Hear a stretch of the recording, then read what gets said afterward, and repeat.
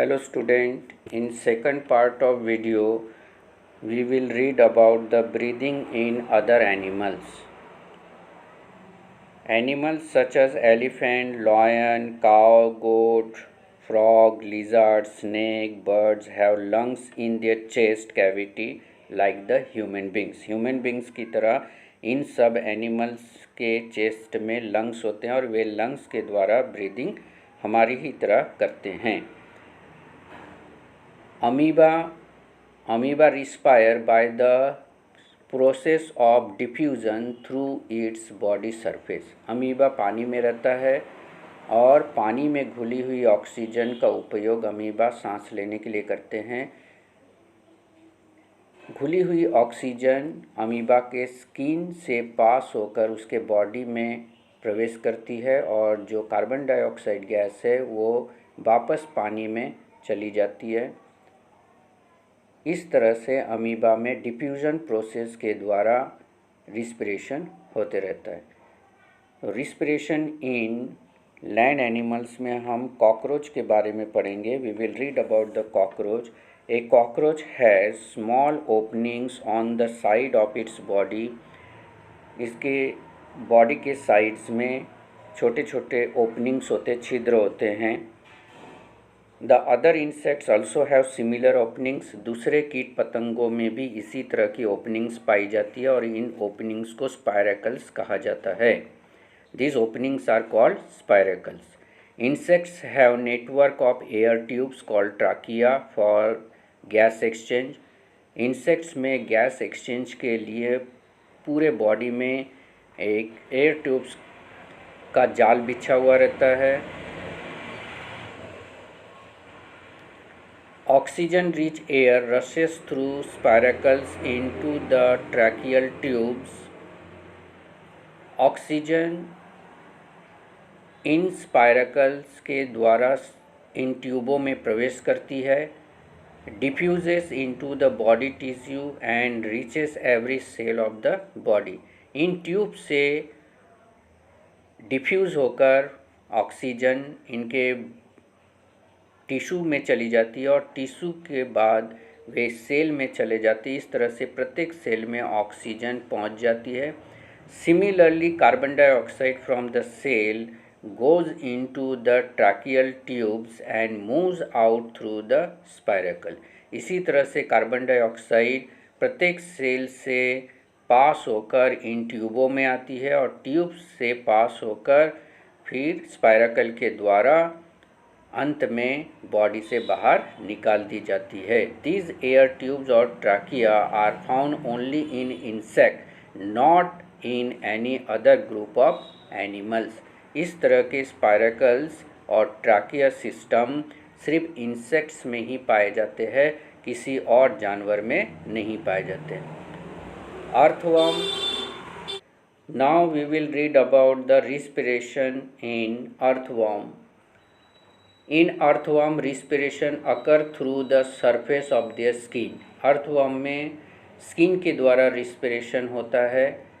The skin of an earthworm is moist and slimy. earthworm की skin गीली होती है और स्लीमी होती है, चिकनाहट युक्त होती है.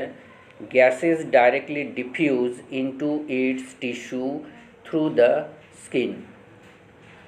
जो ऑक्सीजन है, फ्री ऑक्सीजन, वो इनके स्किन के द्वारा प्रवेश करती है.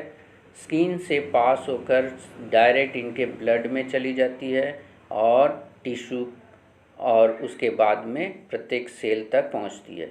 इसी तरह से कार्बन डाइऑक्साइड प्रत्येक सेल और टिश्यू से होकर स्किन के द्वारा अंत में हवा में छोड़ी जाती. तो इस तरह से रिस्पिरेशन अर्थवर्म में स्किन के द्वारा होता है.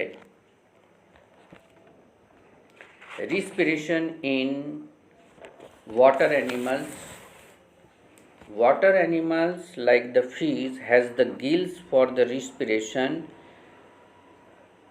Gills are well supplied with blood vessels. जो गिल्स होते हैं, आपने मछलियों को देखा होगा, दोनों साइड में रेड कलर के गिल्स होते हैं और ये गिल्स जो है ब्लड वेसल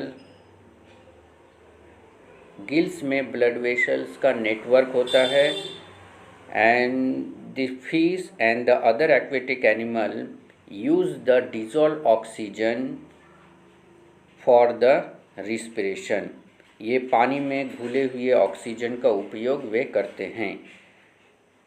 मछलियाँ और दूसरे जलचर प्राणी मुंह के द्वारा पानी को अंदर लेते हैं और पानी में घुली हुई ऑक्सीजन गिल्स के द्वारा एब्जॉर्ब की जाती है और बाद में ब्लड वेसल्स में वे घुल जाती है ऑक्सीजन और बाद में प्रत्येक सेल में पहुंचती है।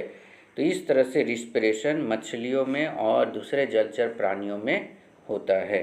कार्बन डाइऑक्साइड भी इसी तरह से वे गिल्स के द्वारा बॉडी से बाहर करते हैं।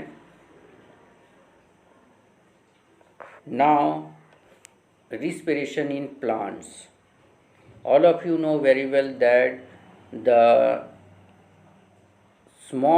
many small openings are present on the lower surface of leaf of plant, and that openings are known as stomata. The oxygen enters the plant while carbon dioxide leaves the plant through these pores. इन्हीं spores के द्वारा, जिन्हें stomata कहा जाता है, इन्हीं stomata के द्वारा ऑक्सीजन गैस अंदर दाखिल होती है और कार्बन डाइऑक्साइड गैस बाहर निकलती है। तो during the respiration plant also use the oxygen gas and expel out the carbon dioxide gas through this stomata. Root also absorbs some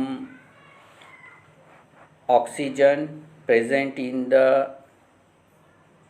between the particles of the soil।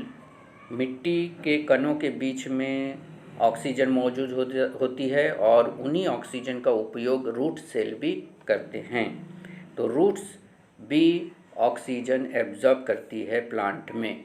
तो इस तरह से पौधों में रिस्पिरेशन रूट्स के द्वारा और stomata के द्वारा होता है। Like all the other living cells of the plant, the root cell also need oxygen to generate the energy। Energy generate करने के लिए रूट सेल ऑक्सीजन एब्जॉर्ब करती है मिट्टी से। And root take up air from the air spaces present between the soil particles. Soil particles के बीच में हवा मौजूद होती है और उन्हीं हवा को वे एब्जॉर्ब करते हैं एनर्जी जनरेट करने के लिए। This energy is used by the plant for the various biochemical process like the growth, respiration, photosynthesis is like this. Here we end this lesson. I hope you have understood very well. Till then, bye.